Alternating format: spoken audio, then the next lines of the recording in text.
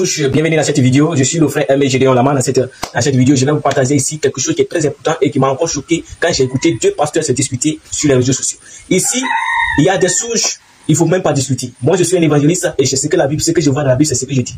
Il n'y a pas une manière de comprendre la Bible différemment. La Bible a dit il y a une seule foi, un seul baptême, donc une seule foi. Or, la Bible a dit encore, dans la même Bible, on trouve que la foi vient de ce qu'on attend et ce qu'on attend vient de la parole de Dieu. Donc, si chacun doit comprendre la Bible de sa manière et chacun doit croire en Jésus-Christ de sa manière, ce n'est pas juste. C'est ce qui est dans la Bible, dans la parole de Christ qu'on doit croire ça. Alléluia. De Genèse jusqu'à Apocalypse, j'espère que c'est la parole de Dieu qui est là-bas. Donc, aucun texte biblique ne doit être exclu.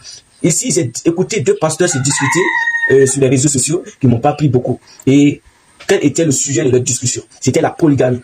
Et aujourd'hui, la polygamie est beaucoup vue par la société comme une pratique qui est mauvaise, Mais je ne me focalise pas sur ce que les gens disent. Je vais me partager juste pour départager les deux pasteurs-là sur la fin de la compréhension sur le thème de la polygamie. La polygamie ici, c'est une institution.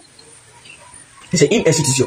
La polygamie est une institution. Le mariage, c'est Dieu qui a mis le mariage en place. Jésus-Christ, quand il est venu, il s'est prononcé sur des sujets. Il a dit qu'il y a des gens qui ne se marient pas depuis leur naissance. Et il y a d'autres encore qui ne se marient pas parce qu'on les empêche de se marier. Il y a d'autres encore qui se marient. Ce n'est pas mauvais. Il y a d'autres encore qui ne se marient pas. Alors, il y a c'est-à-dire tous ces groupes-là sont catégorisés et nous formons ici ce qu'on appelle ici des personnes dans la société. Mais il y a un sujet qui a été soulevé par des grands pasteurs, le pasteur Marcelo et le pasteur Gédéon de la Cultura. Le pasteur Marcelo qui est en République démocratique du Congo et le pasteur Gédéon qui est dans la République de la Côte d'Ivoire. Ils se discutaient. Le pasteur Marcelo disait qu'un pasteur ne peut pas avoir ici plusieurs femmes. Et le pasteur Gédéon, à son tour, lui disait qu'un chrétien peut avoir ici, un homme peut avoir ici plusieurs copains. Et mais c'est l'évêque, quand il veut accomplir ses tâches dans l'église, il doit être marié ici d'une seule femme. Mais qu'est-ce que la Bible dit réellement sur la polygamie? La polygamie ici, c'est une institution que je peux dire que ça vient de Dieu. C'est Dieu qui a mis la polygamie en place. Parce que si nous voyons les grands hommes de Dieu dans la Bible, à commencer par Abraham, nous voyons que Abraham était un polygame. Et après Abraham, son fils Isaac n'était pas polygame. Mais Isaac s'est marié, il a fait deux jumeaux, et ces deux jumeaux-là, tous se sont mariés. Jacob et son frère étaient tous des jumeaux. Étaient tous ici des polygames. Jacob était polygame, son frère aussi, il était polygame. Jacob a marié 4 filles, et aussi son frère a marié plusieurs filles. Alors, d'où vient le problème? Jésus lui-même, il est issu ici d'un foyer polygame. Gédéon dans la Bible était un polygame. Parce que la Bible a dit que Gédéon a eu 70 fils, car il eut plusieurs femmes et d'autres concubines. Et nous voyons encore le grand homme de Dieu, la sagesse, à qui la sagesse a été donnée. Nous voyons Salomon qui a eu beaucoup de femmes. Oh.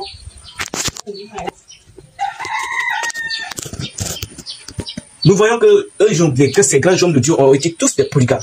Donc, on ne peut pas s'asseoir ici pour dire que tant que Jésus-Christ n'a pas pressé la polygamie, tant que le nom d'une personne n'est pas écrit dans le Nouveau Testament, que celui qui a pratiqué la polygamie, on ne peut pas croire à la polygamie à l'heure de la grâce. Jésus-Christ ne s'est pas prononcé non plus sur la polygamie. Il a juste traité ici le problème du divorce avec les pharisiens de son temps.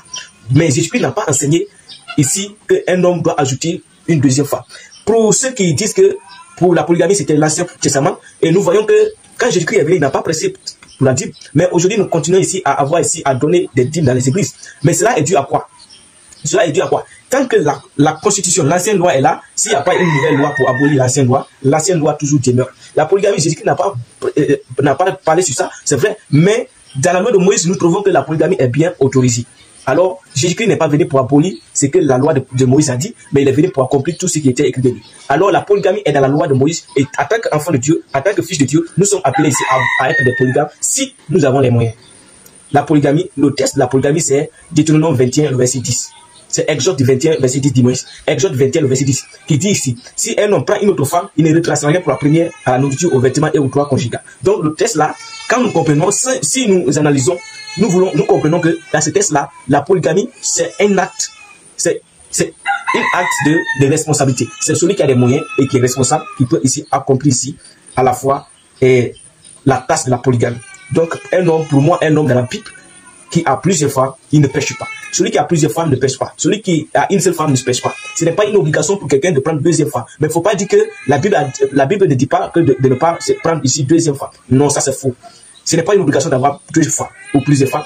Il n'est pas aussi une obligation d'être marié et il n'est pas encore une une obligation d'avoir une femme. Voici qui est clair. Et ce problème de mariage qui est traité par beaucoup de pasteurs, par beaucoup de fidèles qui voient que la polygamie est mauvaise, c'est ça, tout ça là. La Bible dit que nous allons rencontrer ici Abraham. Abraham était polygame. Si toi tu combats la polygamie ici, arrivé là-bas, Abraham va te chercher. Le patriarche